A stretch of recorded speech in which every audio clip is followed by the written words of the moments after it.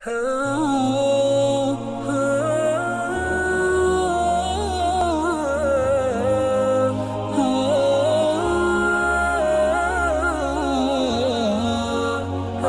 بالله من الشيطان الرجيم.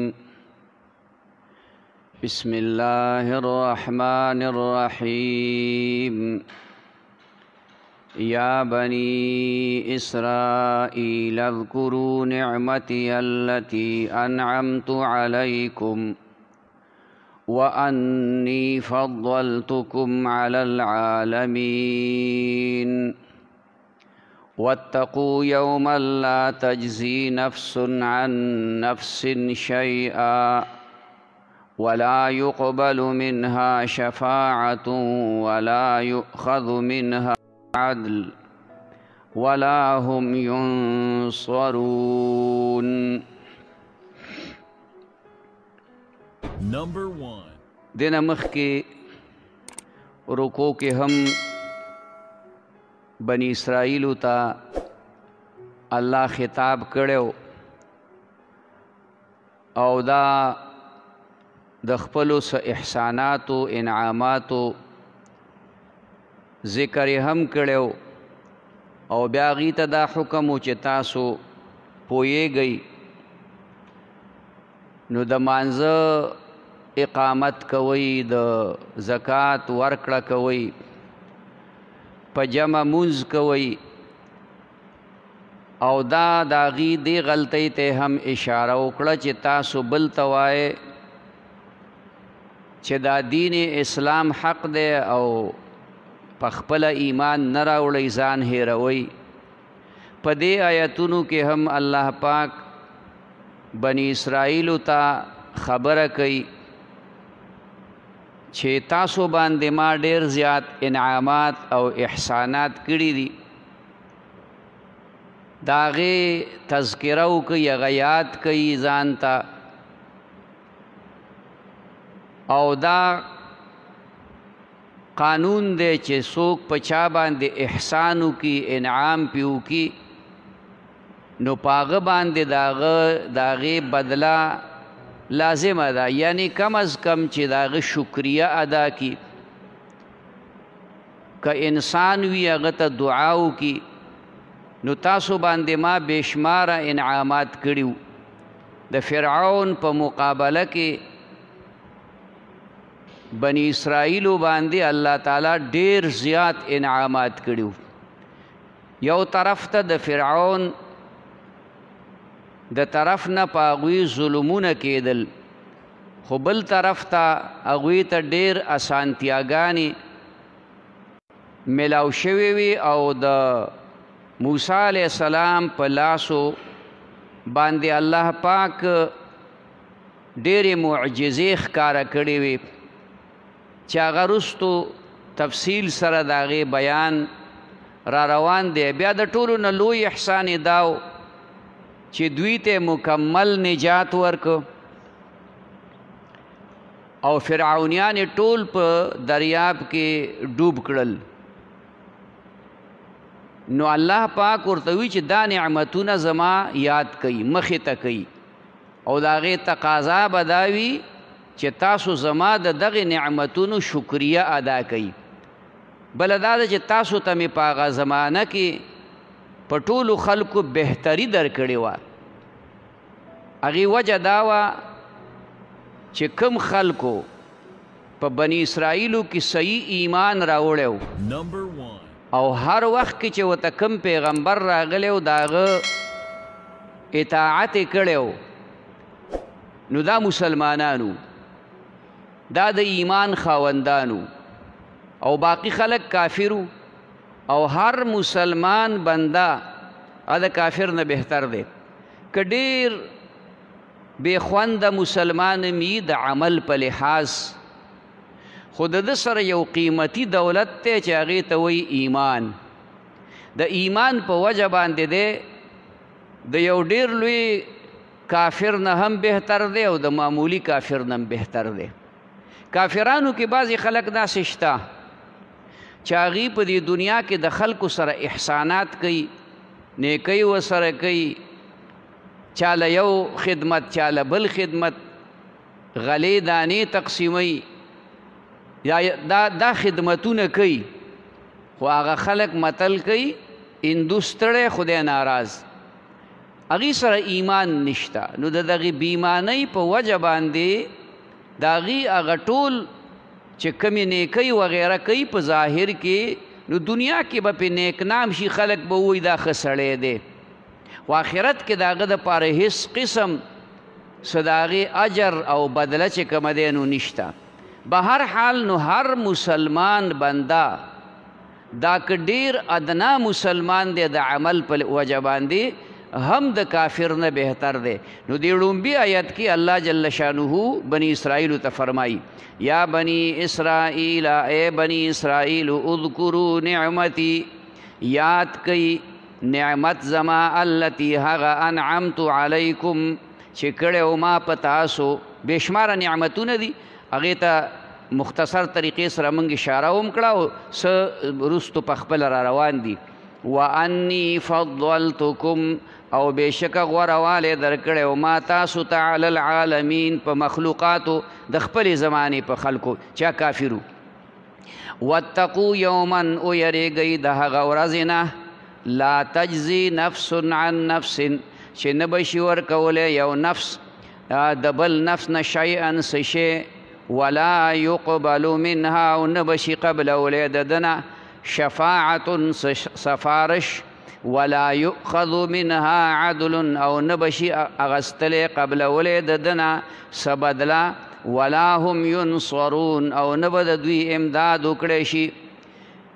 دا د قیامت د ورځې د حالاتو ذکر په دې طریقه الله پاک بیان که چې د دنیا کې یو سړي باندې مشکل راشي غریبی پې راشي کمزوري پې راشي بیماری پې راشي غم پې راشي نو د سره خلک امداد کوي تعاون ورسره کوي منډه ترله ورله کوي اسپتال ته ورله ځي او که ضرورت پیښ شي نو خلک یو بل له پیسې هم ورکوي او د ده دپاره سفارشونه هم کوي په هره طریقه چې خو امداد دا ده چې موږ نه کوو هغه جدا خبره ده خو د مسلمانۍ اصول دا دي چې یو مسلمان بنده په تکلیف کې دی نو په کار دا ده چې مونږ د هغه سره تعاون د خپل وس او طاقت مناسب مثلا د پیسو وکړو د لاسو خپو وکړو لکه څنګه چې زموږ په دې وطن کې رواج او طریقه ده چې هلکه مړی په کم کور کې وشو نو بس خو چې څنګه خلک خبر شي نو فورا هلکه کټونه راغستي کټونه را جمع کوي د اوبو انتظام د مړي د کور ته به نه ګوري بیا بس ته انتظام کې ته به چې کوم دی د هغه د میلمنو خدمت کې نو د دنیا کې دا څیزونه خو په کار راځي د یو بل یو دوست د بل دوست په یو مسلمان د بل مسلمان په کار راځي یو د بل سره امداد تعاون کوي د لاسو خپو د پیسو خو د قیامت ورځ داسې ده چې یو انسان یو سړی یو بنی آدم هغه د بل بنی آدم د طرف نه هیڅ شی نشي ورکولی مثلا یو سړی ووایي چې هلکه د دې سړي دا نیکۍ کمی دي راشه زما دا نیکۍ والا او زما په دې نیکو باندې دی جنت ته ولیږه داسې به نه د قیامت ورځ ته د نفسي نفسي ورځ ویلی کېږي نفسي معنا خدایا زما د ځان زما د نفس د دې حفاظت وکړي هر سړی به په دې یره کې چې که ډېر نیک سړی هم دی د حضرت ابوبکر صدیق په شانتې سړی هغه به هم په دې یره کې چې خدای به زما سره څه کوي څه واقعات به پیښیږي حضرت عمر غوندې هستي هغه به هم په یره کې حضرت عثمان حضرت علي هغه صحابه چې په هغې باندې په دنیا کې د جنت زیری شوی او عشره مبشره هغې ټول به په یره کې او هغې خو پرېږده انبیا علیهم السلام هغه چې مخکې څومره تیر شوي دي هغې به هم په د الله هغه رعب ځکه چې دغه ورځ به د الله د جلال ورځي خدای به اعلان کوي لمن الملک اليوم نن بادشاهي حکومت اختیار دا د چا دی مونږ خو دنیا کې دا زما دا هر څیز ته د نسبت اوس د چا بادشاهي او اختیار او مشري ده او د چا حکومت دی هیڅوک به غږ نشي کولی الله به وایي چې د هغه ذات حکومت او اختیار دی چې هغه یو دی او د قدرت او د قهر مالک دی بغیر د یو رسول الله صلی الله علیه وسلم هر سړی به په نفسی باندې ګویا خدای زما د ځان خیر او نبی علیہ السلام بسوی امتی امتی خدایا زما د امت خیال اوساته خدایا زما امت ته خیر پیښ کی نو دا دغه سی ورځ ده چې د چا یو سیز به د بل نه قبلیږي بس هر سړی لا تزر وازره وزر اخرى یو سړی د بل بوج نشي پورته کولی بس قیامت کې به هر سړی خپل بوج پورته کوي هر سړی به چې کم دی خپل عمل د هغې بدله به ورته میلاویږي نو که عمل یې ښکلی و نو ښکلې بدله که عمل یې ناکاره و خرابه بدله به میلاویږي دارنګې یو څیز به د ده نه قبلولی هم نشي شفاعت چې څوک یې سفارش وکړي سفارش به د بعضې خلکو الله قبلوي خو چې څوک سفارش کوي نو د الله د اجازت نه بغیر سفارش نم شي کولی لکه حدیث شریف کې راغلی دی یو حافظ اب د خپل کورنۍ او د خپل خاندان د لسو کسانو شفاعت کوي اب داسې وي چې به مسلمانان خو ګناه به ډېری نیکی به کمی جهنم ته به رواني دغه حافظ د قرآن د حافظ دا به راشي او دا به ووایي چې خدایا دا خو چې کوم دی ما ته اجازت وکړه ابو ته اجازت وکړي خدایا دا مې خپل دی دا مې رور دی دا مې تره دی دا مې د دې خپلو خپلوانو د لسو کسانو شفاعت بغي خدا الله د اجازت نه بغیر نه الله به ورته اجازت وکړي او یو عالم هغه به د خپلو شاګردانو د خپلو متعلقینو د خپلو خدمتګارانو چې څوک خدمت کوي د هغې خلکو چې دی ورته نصیحت کوي وعظ کوي درس کوي او دی خلکو ورته غوږې ښودلی نو دا هغه خلکو ټولو شفاعت به کوي الله به ورته وایي تی شفاعت وکړه اگر که د اسمان د ستورو عمرئ دا څونه لوی مقام دی څومره لوی چې کوم دی شان دی نو دا شفاعت به بل څوک نشي کولی په خپل اختیار به شفاعت د خدای په دربار کې څوک خوله به نشي بیرته کولی بس چې کله الله ورته اجازت وکړو نو دی به شفاعت وکړي دارنګې دنیا کې کله کله په پیسو باندې کار کیږي پیسې ورکا ستا کار به وشي آخرت کې دا شی نه قبلیږي که هغه رشوت دی او که هغه قیمت دی یو څیز په قیمت ته اخیستی شي کله کله په قیمت یو څیز تا ته نه میلاویږي په رشوت میلاویږي نو رشوت ورکول جرم اخیستلی جرم خو دنیا یو رواج جوړ دی یا غلط دی یا ښه دی هغه جدا اوله وروستو خبره ده خو په پیسو باندې د کار کیږي په رشوت او په قیمت آخرت کې نه رشوت چلیږي د خدای په دربار کې نه سفارشونه چلیږي نه څه شی اخیستلی کیږي د بل نیکي اخیستلی کیږي او نه په بله طریقې به د دوی سره امداد کیږي نو دې آیت کې الله پاک د قیامت د ورځې نه دا خلک ویرول چې د هغه ورځې نه ویریږئ چې په دغه ورځ باندې به یو څوک د بل چا د طرف نه څه شی نشي ورکولی یعنې خپله نیکي به هغه له نشي ورکولی او د هغه نه به شفاعت هم نشي قبلولی او د هغه نه به څه بدله پیسې وغیره او نه به د دوی امداد کولی شي وَإِذْ نَجَّيْنَاكُمْ مِنْ آلِ فِرْعَوْنَ دا دی آیت کې الله جل شانه د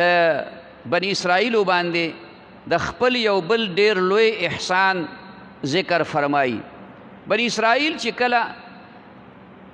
په مصر کې و په لکونو باندې خلکو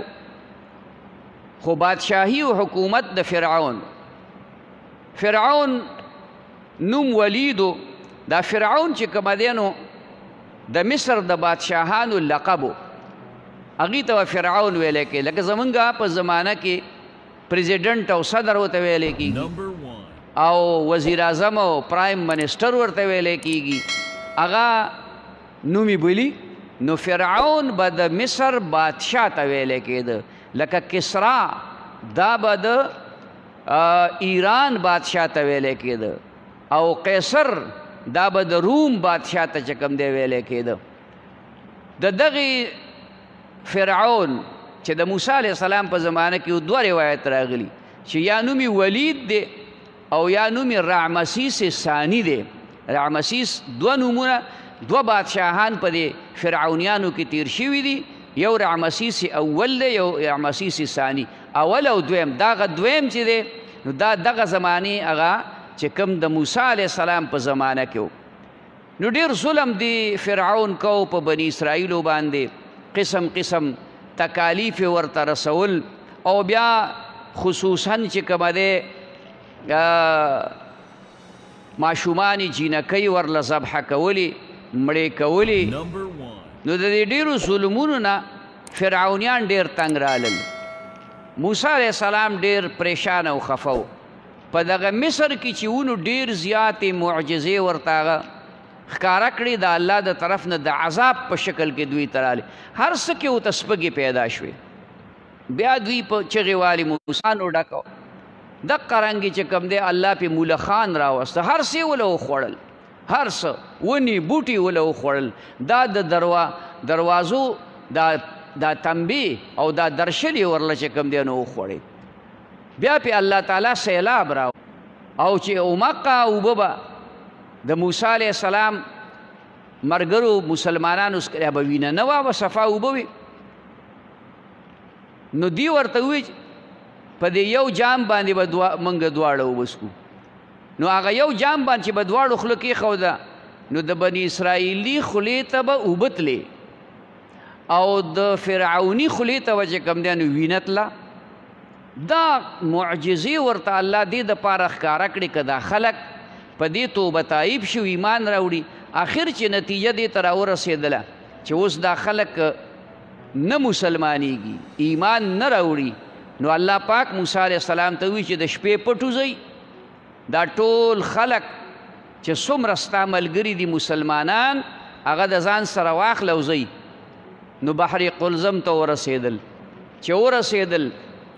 نو هغه مخې ته دریاب دی. خلکو سره فکر شو. موسی علیه السلام ورته ویې مه یارېږئ، ان معي ربي سیهدین، ما سره زما پروردګار شته، ما ته به لار وښیي. الله ورته لار وښودله چې امسا باندې ووهه دا دریاب. هغې کې 12 سړکونه غټ جوړ شو. فرعونیان چې سار را بیدار شو چې ویې کتل هلکه دا بني اسرائیل خود دا د دوی دا چم او د دوی دا علاقې دا خو خاموش دي، څه پکې نشته. چې ویې کتل هېڅوک نشته، فرد یوم نشته. بس فرعون پوه شو چې دا خو تښتېدلي دي د شپې. دی ورپسې فوجونه او په خپل هم پسې منډې روان. هلته کې هغوی په دغه لارو کې ورلل او د دریاب نه چې کوم دی پورې وتل. او فرعونیانو فرعون پوه شو چې اوس ورځمه نو ډوبېږمه. هغه خو په دې پوه چې دا د موسی علیه السلام معجزه ده، اوبه ورته الله ودرولي لکه د دیوال په شانتې، دا به را روانېږي. نو دی واپس کېده. چې واپس کېده نو حضرت جبریل علیه السلام په یو بیاڼه اسپه باندې سور شو او دا فرعون په یو مس اس باندې سورو. نو هغې ته مخکې کړه. نو بیا د اس نشو راګرځولی، هغه په هغه اسپې پسې چې کوم دی ورمنډې کړې. خو دې حرامي په دقه وخت کې چغې کړې آمنت برب موسی و هارون، ما د موسی علیه السلام او د هارون علیه السلام په خدای باندې ایمان راوړی. جبریل علیه السلام خټې راواغستې په دې خولې کې یې وله ورکړې الآن وقد عصیت، اوس د سړي زوی شوې، اوسه پورې دې څه کول. به هر حال دی پوری شو د هغې نه او فرعونیان ور داخل شو چې دې نیمې ته شو ټول پکې. خو لوی دریاب دی چې ټول دې نیمې ته راله، الله پې دا اوبه را روانې کړو، د سیل مې ټول ټول یې وتښتول او ډوبې کړل. او فرعونیان موسی علیه السلام د هغې نه بعد یا په بل ځای کې دیره شو او یا واپس چې کوم دی مصر ته راغلل. تیارې آبادۍ د فرعونیانو هر څه ورته چې کوم دی په مفتو کې په اسانه قربانۍ ورکړي. دا قرباني کې نه وی ورکړې نو دا تیارې آبادۍ او دا څیزونه ورته نه پاتې کېدل. نو دې آیتونو کې د دغې خبرې ذکر دی چې دې ته نجات ورکړه، سخت عذابونه رسول او زامنې ورله ذبحه کول او مړه کول او جینکۍ وله ژوندۍ پرېښودلې دا یو ډېر لوی ازمیښت و ډېر عظیم امتحان و خدای پاک په هغې کې چې کوم دی د موسی علیه السلام په برکت باندې هغوی کامیاب کړل دا یو فرمایل وَإِذْ نَجَّيْنَاكُم مِّنْ آلِ فِرْعَوْنَ او هر کله چې نجات ورکه مونږه تاسو ته من آل فرعون د آل د فرعون د فرعون د خلکونه یسومونکم چې رسولي تاسو ته سوء العذاب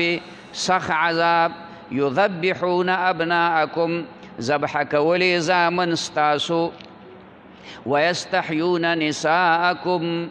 او ژوندی پرېښودلي لوڼه ستاسو وفي ذلكم او په دې کار کې بلاء من ربکم ازمې خو د طرفه د رب ستاسو نه عظیم لوی یعنی ډېر لوی امتحانو ډېر لوی چې کوم دی نو خبره وه وإذ فرقنا بكم البحر او هر کله چې جدا که مونږه تاسو ته دریاب فانجیناکم نو نجات درکه مونږ تاسو ته واغرقنا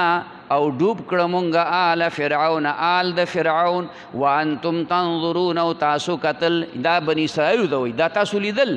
چې هغې ډوب شو او دریاب الله پاک تاسو ته ودرو جدای که یعنی دا اوبې په ځای باندې ودرولې او هغې کې 12 سړکونه غټ غټ چې کومه دی نو جوړ کړه او فرعون مو لیده چې هغه ډوب شو د هغه آل د هغه سره چې څومره لښکرې وي هغه ټولې چې کوم دی نو ډوبې شوې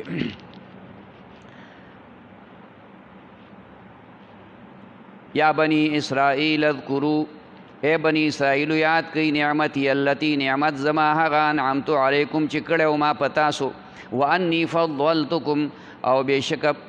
بهتري غوروالی درکړی ما تاسو ته علی العالمین په مخلوقاتو د خپلې زمانې واتقوا یوما ویریږئ د هغه ورځې نه لا تجزي نفس چې نه بشي ورکولی نفس عن نفس د بل نفس نه شیئا څه شی ولا يقبل منها نه بشي قبلولی د ده نه شفاعت څه سفارش ولا يؤخذ منها او نه بشي اغستی د ده نه عدل بدله ولا هم ينصرون او نه به د دوی امداد وکړی شي وإذ نجیناکم هر کله چې نجات درکه مونږه تاسو ته من آل فرعون د آل د فرعون نه یسومونکم چې رسولي تاسو ته سوء العذاب سخ عذاب ویذبحون ابناءکم ذبح کولی زامن ستاسو ویستحیون نساءکم او ژوندی پرېښودلي لوڼه ستاسو وفي ذلکم بلاء من ربکم او په دې کې ازمی خود طرف در رب ستاسو نه عظیم لوی وإذ فرقنا بكم البحر او هر کله چې جدا که مونږه تاسو ته دریاب فانجیناکم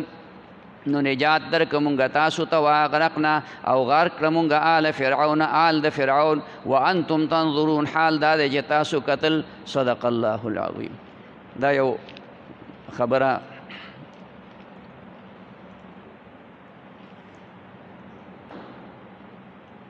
دا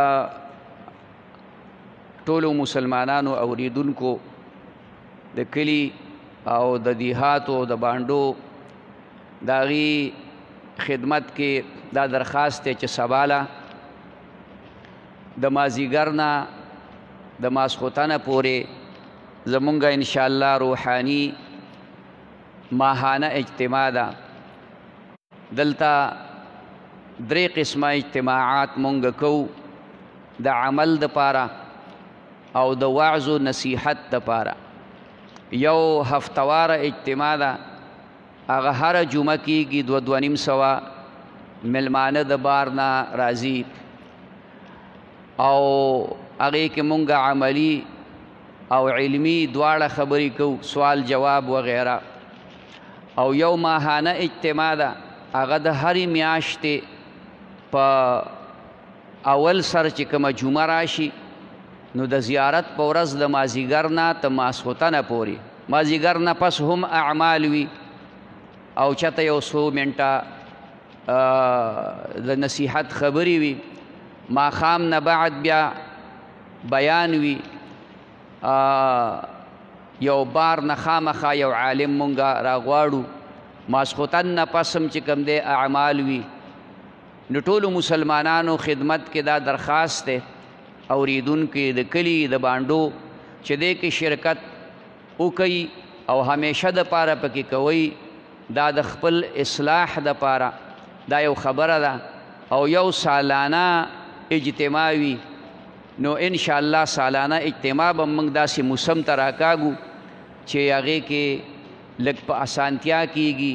لکه نومبر وغیره داسې میاشت کوشش به د دې کوو. نو دا اعلان د دغې دپاره دی چې څومره اورېدونکي ملګري دي مسلمانان د دې کلي د بانډو هغوی چې کوم دی په دې کې شرکت وکوي او سباله کوم عالم موږ راولو شیخ الحدیث والقرآن حضرت مولانا ضیاء الله جان هاشمی صاحب بهترین ښایسته ښکلی بیان کوي او هغه د جامعه ضیاء العلوم او د هغې بانیم دی نو هغه به مهمانی خصوصي ماښام نه رستو به هغه انشاءالله بیان کوي. الله دې موږ ټولو ته عمل نصیب کړي. ربنا آتنا في الدنيا حسنة وفي الآخرة حسنة وقنا عذاب النار. اللهم أحسن عاقبتنا في الأمور كلها وأجرنا من خزي الدنيا وعذاب الآخرة. وصلى الله تعالى على خير خلقه محمد وعلى آله وأصحابه أجمعين آمين يا رب العالمين.